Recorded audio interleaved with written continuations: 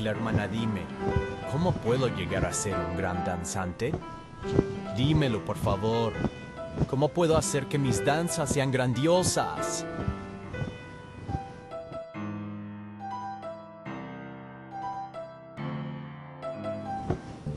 ¿Grandiosas? ¿Ante quién quieres que sean grandiosas?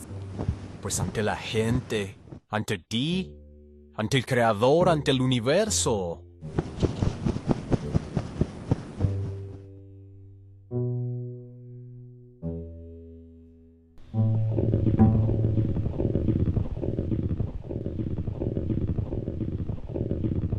A nadie le importa que bailes o no bailes. A nadie le importa que sepas o no sepas bailar.